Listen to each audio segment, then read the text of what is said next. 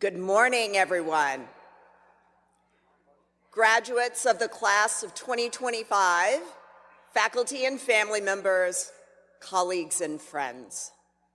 Today, we continue a tradition that is centuries old. On the Sunday before commencement, Yale presidents have stood behind this rostrum to impart a few words about the world that awaits our graduates beyond Phelps Gate. It gives me great pleasure to continue the tradition today in my first baccalaureate address as Yale's 24th president.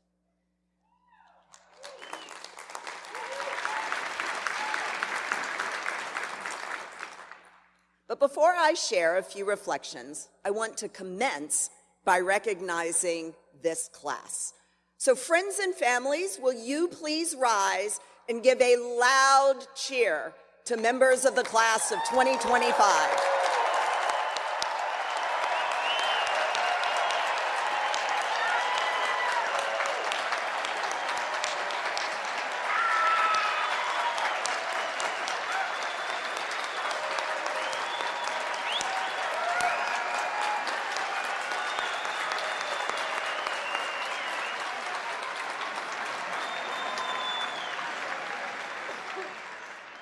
Now, graduates, it's your turn. Members of the class of 2025, will you please rise and return the favor by recognizing all those who have supported you?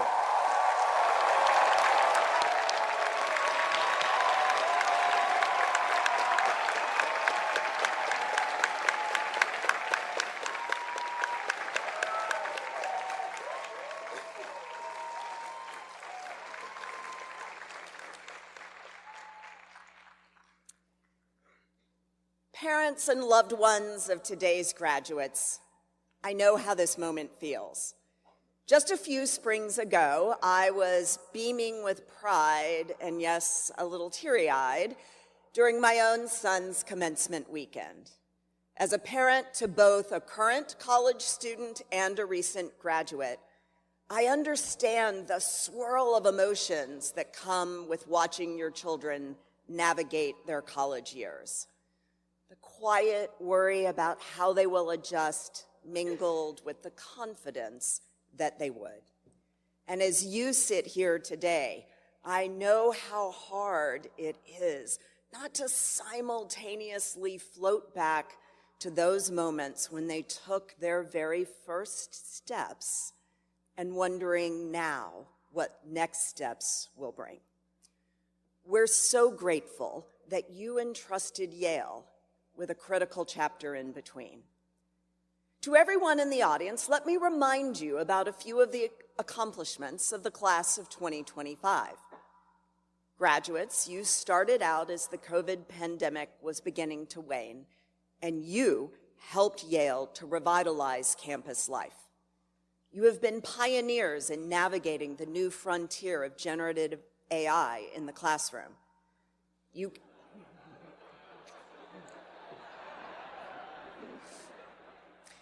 count among your ranks Rhodes, Marshalls, Goldwater, and Schwartzman scholars, and even an Olympic medalist. You have distinguished yourselves not only in size, but also in spirit, as Yale's largest class since the Second World War.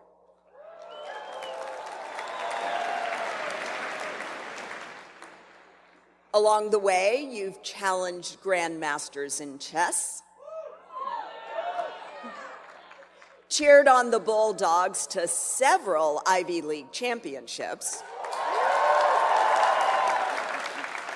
and dazzled audiences with your performances in solos, ensembles, in groups in nearly every genre, and on stages across the country and around the world.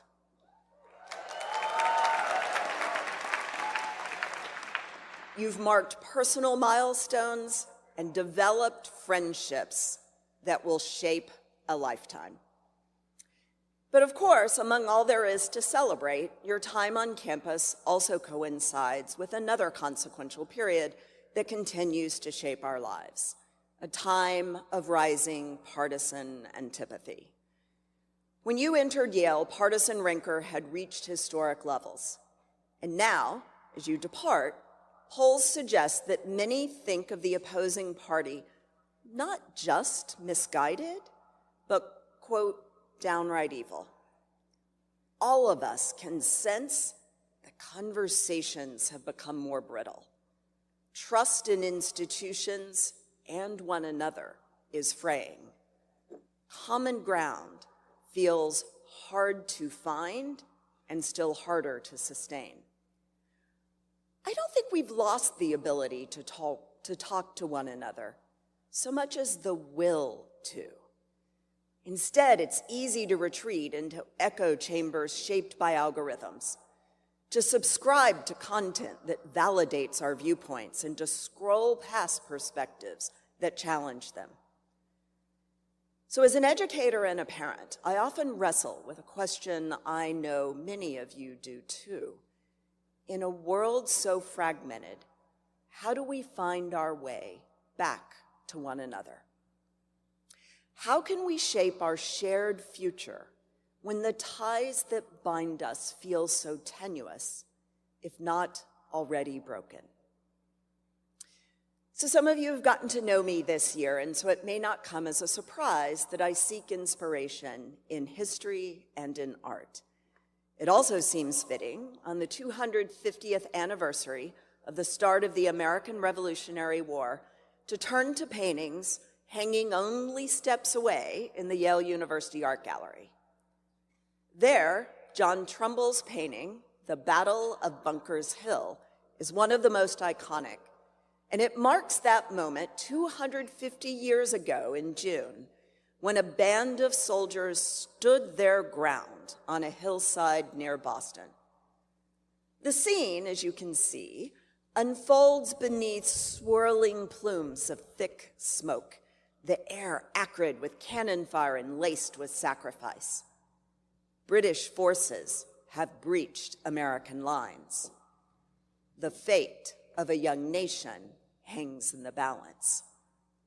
And Joseph Warren, the American Major General, has fallen in what would become one of the first major battles in the War for Independence. In death as in life, General Warren roused the revolutionary cause. But in Trumbull's masterpiece, he distills the importance and drama of that day to a moment of humanity amidst the awful brutality of war. In Trumbull's composition, the slashing diagonal animated by the billowing flags and the chaos of red-coated men and revolutionaries in battle stands in tension with the moment of stillness at the center of the canvas. There, British Major John Small steps in to stop a fellow redcoat from bayoneting the fallen body of the heroic Joseph Warren. In that moment, one man preserves the dignity of a dying foe with an unexpected gesture of compassion amid chaos.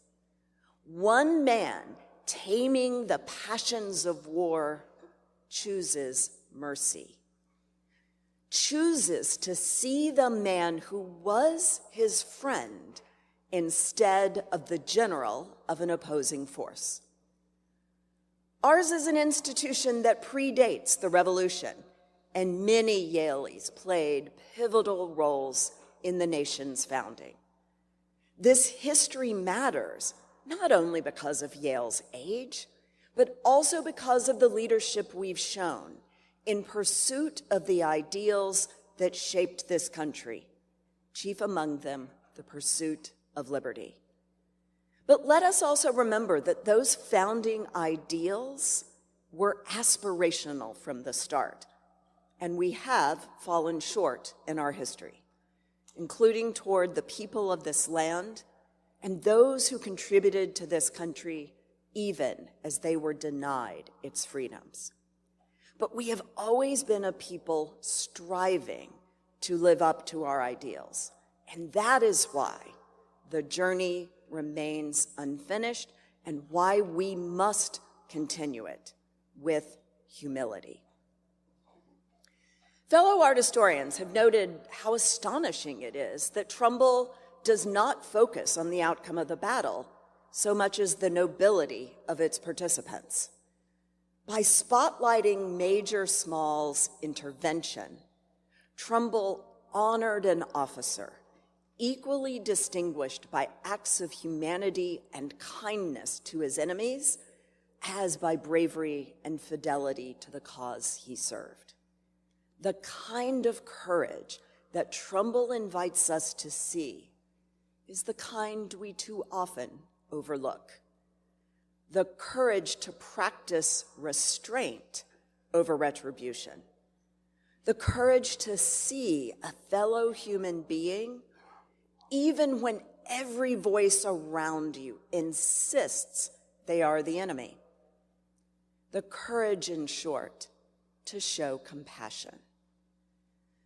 Compassion, as I suspect Major Small understood, is not the absence of conviction. It is not weakness, and it is certainly not retreat. It is, in fact, an act of radical strength in its rarest form.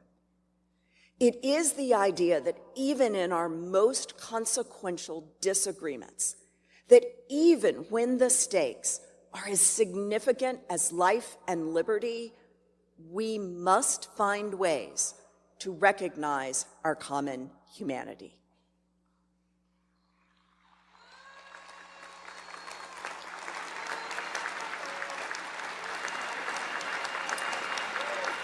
Now, I am not necessarily advocating for the avoidance of conflict or the denial of our differences. In a vibrant, pluralistic society, disagreement is inevitable, indeed welcomed. But what I would like to impress on you today is that compassion can coexist with our most deeply held beliefs. We can at once have a resolute mind and an open heart, one that holds hope for peace and for a day when our common humanity triumphs over our deepest divisions. It is reasonable to think of Trumbull's scene, though, nearby to those of us at Yale, as some distant, romanticized moment on canvas. Yet Trumbull captured for a nation not only the events, but also the values that stood at the heart of our new country. In his series of paintings and prints that celebrate the creation of the United States, Trumbull helped shape the collective memory of the sacrifice, the bravery, and the spirit of generosity at the heart of our origin story. Incidentally, Trumbull is interred beneath the Yale University Art Gallery itself. His legacy and the ideals of America he documented, quite literally, part of Yale's foundation. While you will likely never face circumstances similar to those of Major Small on Bunker's Hill, you will, without question, encounter division. You may be tempted to turn away from those who do not agree with you. It is precisely in those moments that you must lean in on what you have learned at Yale, to listen, especially when it would be easier to dismiss, to extend grace, even when grievance feels warranted, to defend your ideals without demeaning those who disagree with them. In my first year as president, I have been moved by our community's spirit to exemplify these principles. I've watched as veterans who have served in combat zones now show valor in the classroom by engaging openly and respectfully with fellow students about the complexities of war. I've seen faculty members, like those involved in the law school's Crossing Divides program, convene leaders from opposing sides of contentious debates to explore how they bridge differences and find new ways forward. And I've had the privilege of meeting eminent alumni like Henry Louis Gates, Jr., who turned a personal injustice into a public display of generosity. After a painful incident in which he was wrongly arrested on his own front porch on the suspicion of breaking into his own home, Professor Gates chose not to retreat into resentment, but to instead sit down with the arresting officer. Some of your family members may well remember that the two men met at the White House for what became known as the Beer Summit. Of course, the summit was not some grand solution to the broader issue it concerned. No single conversation could be. But it was a small gesture of hope, a hope that when we sit together, speak openly, and acknowledge our shared humanity, we can create space for understanding and even unexpected connections to take root. As a remarkable postscript, Professor Gates found not only common ground with the arresting officer, but a distant relative.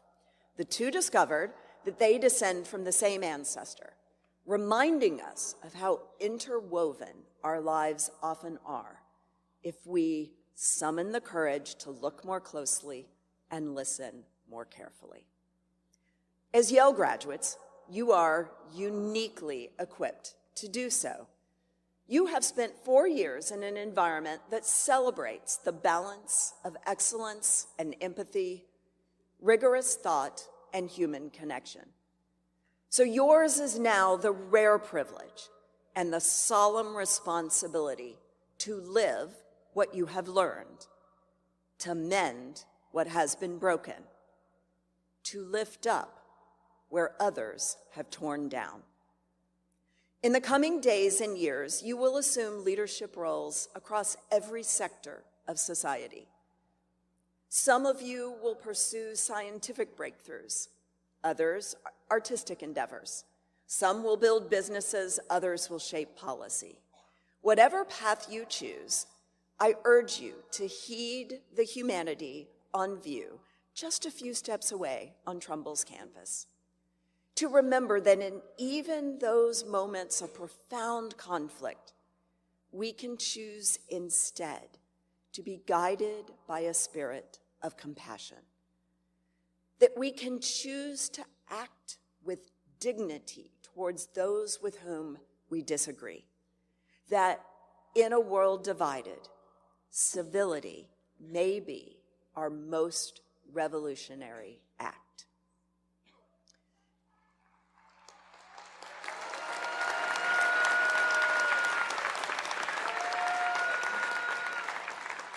So as you prepare to pass through Phelps Gate one last time as students, know that you leave this place with both our congratulations and our confidence, a deep and abiding confidence that you will indeed be the bearers of our banner, one of knowledge and understanding, leadership and service, light and truth.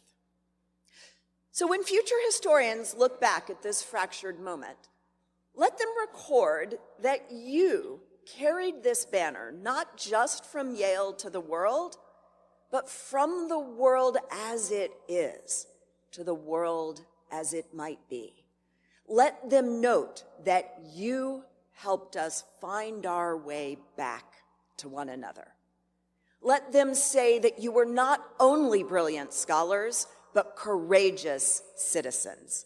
Let them say that in a time that called for both conviction and compassion, the Yale class of 2025 answered with both in full measure. Thank you and congratulations.